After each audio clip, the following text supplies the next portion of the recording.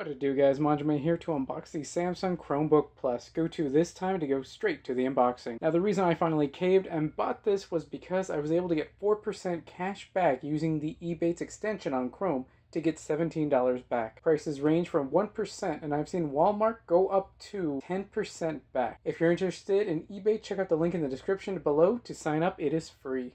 In addition to Ebates, Walmart itself has in-store pickup discounts, and I was able to catch them on a day where picking up in person took $50 off this device, which, everything considered, made buying from Walmart in-store pickup with Ebates cheaper than the lowest price I've seen on Amazon. So taking a look at the box, which is really big, as you can imagine, Samsung Chromebook Plus with the Chrome logo at the top, and then the sticker, actually backwards. So it says, "Do not accept if seal is broken," because it would be damage.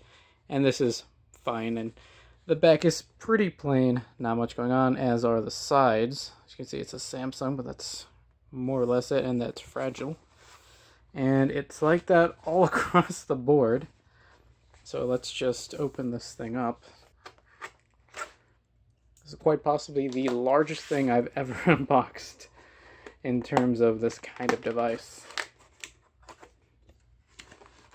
I'm sure the aim controller on the PS4 was bigger, but this certainly isn't very small. And here is the inside, and it looks pretty plain.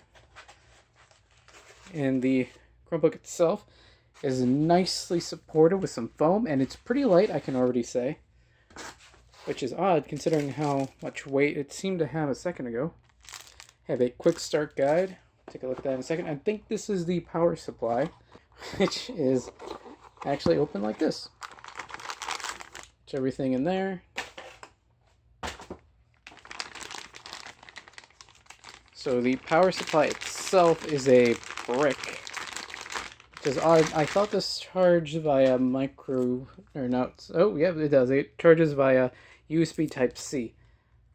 And it's hardwired, meaning you won't be able to use this part of the cable anywhere else. It's only going to be as a charger for USB Type-C, but this isn't really a problem since you could use any USB Type-C connected to a brick to charge your device, which is really, really cool that it's so versatile. So that's cool. Let's check out the quick start guide, which there seems to be something in here. I don't know what that is, but let's see if we can open this.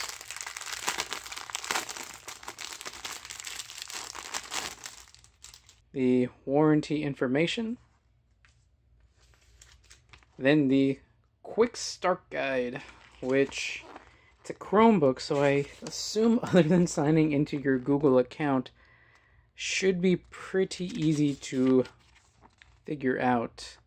Charging it, turning it on, getting started. This is really gonna hold your hand a bit, and I'm guessing that's because maybe you're a person who doesn't know what Chrome OS is, or hasn't really used this sort of device, which, you know, for the pen specifically, I think I wouldn't really blame you for not knowing how to use that, because it's not on that many devices in the appendix.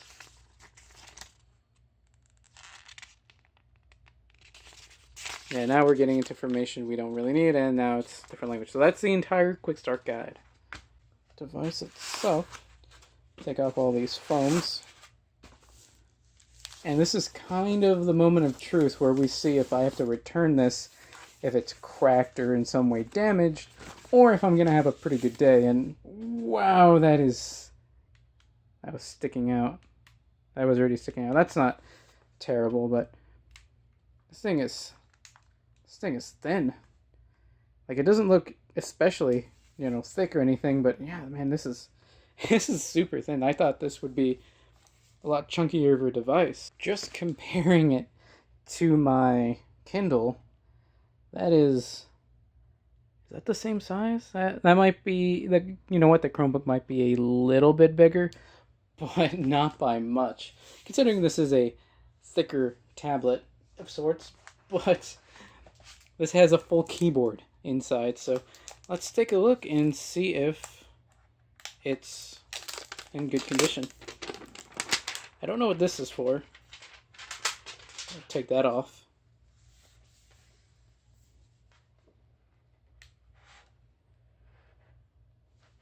And there you go. Everything looks to be pristine. That looks really nice. The keyboard itself, you have everything, all the keys seem to be in order. Of course, this isn't a full-on keyboard, not having a number pad, and some of the keys are different as to kind of more fit a Chromebook type of styling and using that kind of device. As we see left and right here, back and forward, because that's kind of more anchored toward using a web browser, which is a web browser based type of system. Addition reload, full screen, not sure what that is, brightness adjustment, volume, locking and unlocking is a very interesting thing that you would have on this sort of thing. And I really like it. I liked using it on my other keyboards for tablets. So since this is basically that, it works really well that way. Holding this in one hand is actually not that bad. As you can see here, Samsung Chromebook Plus, full access to the Google Play Store. I'm going to be using that a lot. Quad HD Class 2400 by 1600, a 12.3-inch touchscreen, a built-in pen for drawing and writing, if you're into taking notes, or even if you can draw, which this is for. I believe devices such as the Note line of the Galaxy phones uses this kind of device in terms of the pen, and it's really cool in what you can do with them, as well as the Edge, I think, also uses that. Slim, 0.51 inches, and light, 2.38 pounds, with a full metal body. And you got to remember that when holding this type of device, it doesn't feel as heavy as it is because the weight is distributed over the surface area. So that's really cool. And there are different arrangements that you're going to have this thing in. The normal kind of laptop mode.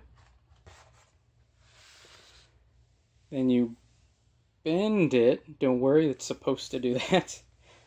This sort of a tent mode. I think I can probably go back a bit. And so it kind of sits at a triangle angle and an acute angle. There's that. If you want to kind of do the same thing, but just kind of have it at an angle like it were on a dock. Once again, an acute angle, but kind of folded the other way. You can do that. And that's also good if you just want to watch a movie or something. Then you have the final arrangement, the tablet mode, which is pushed all the way back. And you would hold it as such, like this, and that is basically a tablet. I mean, it really is. Then once again, if you were so inclined to do some drawing, this is how you would probably want to do it, because that way you have a nice rock hard surface behind you, and you're able to draw on it. And then when you're done, you just put it back. Here are the dimensions, the sides of the device, and we see speakers on the bottom, and the position of which will change depending on how you have this set up, but we'll check that in a second. On the side, see a volume rocker, a power button, a USB Type-C port, which can be used for charging or used for connectivity, like a USB hub, a mouse, keyboard, and other connections. We have the pen, once again. Goes through the device, not much going on. On the other side, however, we see a headphone jack. That's something you don't see every day. We see another USB Type-C port, once again for charging or for connecting devices, and micro SD expansion slot, because this only has 32 gigs of storage, as it is a Chromebook by nature, doesn't have much. But with the added storage, you can go up to 256 and higher, depending on what is actually available and exists at this point in time. I don't know if there is a physical limitation on how big this can be. For example, one of my earlier devices went up to 32 gigs at most and would not read anything higher than that. I think my current phone goes up to 256, so anything higher it would not be able to read. So this might have that kind of limitation, but I don't know it yet. And when it's open in laptop mode, the speakers are on the bottom, which can be problematic if you're on kind of a cloth surface. If you're on something that's steady, like a table, you should be able to hear it okay, since there are the feet on the bottom to kind of elevate it a little bit. Then while in this kind of propped up mode, they're facing up, but they are in the back. When in this kind of tent mode, they're still kind of back there, although the speakers would be kind of firing towards you, which is good. However, when in full-on tablet mode, the speakers are going to be inside the device, which can end up being a little problematic. Now, I figured out what this little baggie is. They're tweezers and little pins, and these little pins are for the stylus. So I guess once it gets worn out, you can use the tweezers to take it out and replace it with a new one. And there seem to be 5 in here, and along with the one that's already installed, you have 6. I'm guessing once all of those break, you either get a new one of these, a replacement one, or you get a new tablet, or you buy more of these pieces from eBay, or even Samsung itself. Will really depend on how quickly you go through these. I don't imagine I'll be going through them that quickly. If you have any questions about this Samsung Chromebook Plus, leave them in the comment section below, and I'll make a follow-up video answering those questions. Well guys, this has been the unboxing of the Samsung Chromebook Plus. If you want to stay up to date on my videos and live streams on both YouTube and Twitch, check out the links in the description below, join my Discord, and consider donating. That's all for now guys. Manjoume out.